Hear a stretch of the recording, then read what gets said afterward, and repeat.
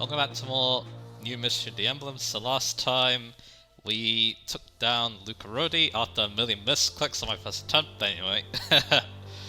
Oh boy. So anyway, we're doing Prologue 3 now today, training. And yeah, like I said last time, we do have Lucarodi on our side, but we're going to be taking on quite the fearsome opponents. So yeah, let's go. I was copying some save data, just in case, but yeah. Since the last spot. Hey, what's happening here? The 7th platoon is Commander Rohan, all prisoner accounted for, yes? From today forth, you're trained together as a team and you're bid to become fully fledged knights. The first half of your training will focus on developing your practical skills. Without further ado, I'll introduce the senior knight who is to be your instructor. That is gonna be Kane. I am Kane, the knight in charge of your practical training. To hone your practical skills, we'll have a contest in the form of combat. If you let your guard down, it won't be just an injury if you all get home with it. Even amongst the Altian Knights, Kane is one of our strongest men. You must all become strong enough to earn his approval. And here's the map. Well then, let's begin today's training. Your enemies consist of us Altian Knights, as well as brave warriors from our practical friends. The opponents are determined by the ability of each platoon. Some platoon your opponent is... Shida, of course. My squires, my friends, please go easy on me. Oh, it's Princess Shida, Prince Mar's fiancée. She's so pretty. I feel nervous at the thought of fighting her. Let's see if you got the ability. Talos' mercy shall fight you first. So yeah, on Lunatic mode, I believe it's actually Lunatic mode where this happens, there's another enemy, he's around here somewhere, and also Shida's stuff on the map, so yeah, you need to be very careful. There, we got a fighter, and we've got a merc to deal with, but we also have 2 new units to talk about, so let's do that first before I horribly misclick again. Let's start off with Luke. So Luke is really good actually. He's one of the best investment units in the Prologue because of his really solid base stats. If you compare it to Rhodey, then yeah. Same HP, 1 more strength, the same skill, 1 more speed, 1 less luck, and 1 more defense. Yeah, he basically outstrips Rhodey in pretty much all base stats, so yeah. And he has a sword rank instead of a lance rank, but yeah. Yeah, like I said, those base stats, of course, in lower difficulties, they don't matter as much. On the higher ones, when the enemies are super strong, you want every advantage you get, so yeah. That's why Luke is considered really, really nice, and that's why Rhodey less so. But yeah, I guess we can go over his growth rate stat. They also are another reason why Luke is considered really, really nice. He has 90 HP, 60 strength, 0 magic, 50 skill, 50 speed, 40 luck, 40 defense, and 5 res. So yeah, he's got tons of strength, and his speed ain't bad either. And he can even take a little bit of punch to do with a 40% defense curse. So yeah, very, very solid unit. And if you want a cavalier in this game, I believe he's one of your best choices. So yeah, because of his early joining, his really good growth rates, and very solid base stats. So yeah, very solid unit, this one. I definitely do quite like Luke quite a bit. Then we'll talk about Rhodey. He's nowadays called Roderick in Heroes, I believe. Yeah, like I said, he does have the lance rank, but of course, Luke has much better base stats, so yeah. So yeah, on the higher difficulties, there isn't much reason to use Rhodey, and especially because you want to probably focus on one. You probably don't want to train both. So yeah, one starts to, snowball a lot quicker. Because Luke has the best start, he's obviously the one that gets that favoritism. But yeah, you can still use him. He has a speed advantage over his fellow Cav. So yeah, that's something you can be interested in if you decide to train him. Let's go with his growth rates now. 80 HP, 50 strength, 0 magic, 60 skill, 65 speed, 60 luck, 40 defense, and 5 res. And because of their weapon ranks, you can do some fun reclassing things. Like Luke, if he keeps using swords, you can maybe make him a hero or sword master if you want. But yeah, of course, using his lance rank though is very important. If you want to use him, like, if you're really serious about using him, you may want to even swap their weapons, because yeah, lance rank might be very important, because yeah, Answer might be quite important because then, yeah, especially if you want to make him like a Draco or something. So yeah, how you use them kind of depends on how you want them to end up as well. So yeah, think about that too. So that's these two, and yeah, they could definitely be reclassed. I recommend maybe focusing on the weapon types that they are strong against. Most classes will work because the growth rates are really solid, so yeah.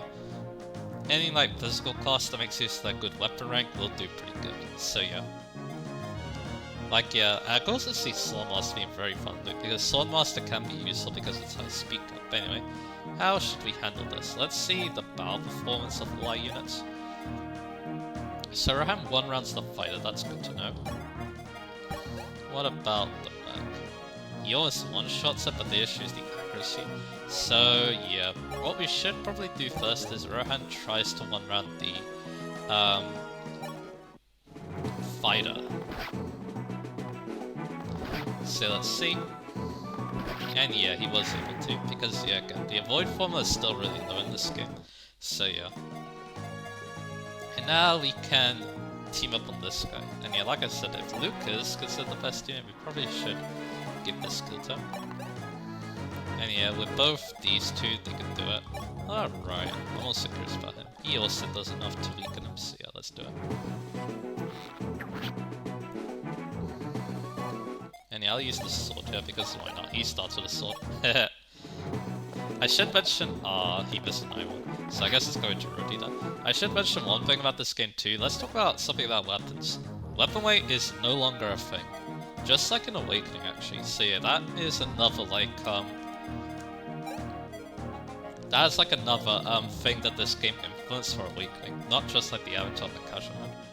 But yeah, that'll be important when we get steel weapons, because yeah, steel weapons, that means that yeah, they're going to be, steel weapons, they're going to be more stronger, but they won't weigh us down more, so they're basically an upgrade in most regards, but anyway. I see you know how to fight well. In that case, I'll fight you next. So here's Sheeta. She's actually quite scary, you need to be careful. Take note of her speed, she has 11. A lot of classes can get doubled by her, so you need to be very careful. And yeah, these lot, they're going to retreat a little bit. I think Rohan will be fine. I hope. I might put him on the floor actually. Yeah, I'm allowed to do that, so that's good. Now I'll go into the forest. She can't make use of the forest because of her flying class. But yeah, see our fighter Rohan. Not the lance and the axe. The axe is advantageous. I might be at a slight disadvantage, but I won't lose easily. Come, show me what you got.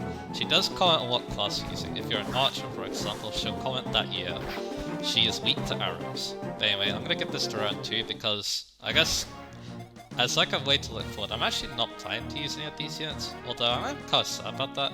Ryan's kind of cool. I also really like Luke. So yeah, it's just that there's a lot of units in the main game that yeah, I want to use, so yeah. So we're gonna snowball Rohan, it looks like. And there we go, we took down Sheeta. That's probably a good sign of things to come. And I got skill this time. But yeah, we don't need strength and speed on every level up, but it would help. That was a thrilling fight. You're the first guys to have bested me in combat. Promise me that become knights worthy of helping Marv. Of course, Princess Sheeta. If you ever need help during the practical training, do call on me, and I'll fight, but as your companion. I'd gladly appreciate your help, but I'm not sure if you would be allowed to. What should we do? I know, how about we ask Sir Jacob? What does Jacob think about us having allies? I have no qualms by your proposal. You may borrow the help of friends if they offer as much. What a relief, I'm certain Princess Sheeta will make a reliable ally. That she will. But is it really alright to rely on others? I don't see how this fits with our training. Don't tell me you're still in the dark about Prince Moss' method of fighting during the War of Shadows. So yeah, here, this actually affects something. It affects what map you're gonna go to next. For this playthrough, I want to say no. No, this I know. The League, led by Prince Love, didn't just consist of Altea. It went beyond the frontiers of nationality, included friend and foe alike. Yes, our victory is not just the accomplishment of us Altian Knights. Overcoming status and position, being able to fight together as equals, that is how Princemark fights. No matter when an ally came to our side, they could instantly join the battle with us. That is also a necessary skill for an Altian Knight. I see, that'll be important to our training, I understand now. If we can combine our strengths when we fight, I'm sure we can achieve anything, right, Rohan? Yes, you're right. So there we go. Hopefully I did pick the correct choice. Because I kind of want to show off both maps. So yeah. Um, so yeah, next time we're going to be going to Prologue 4. I'm going to be showing off both versions of the map because why not? um, so yeah, we're going to be...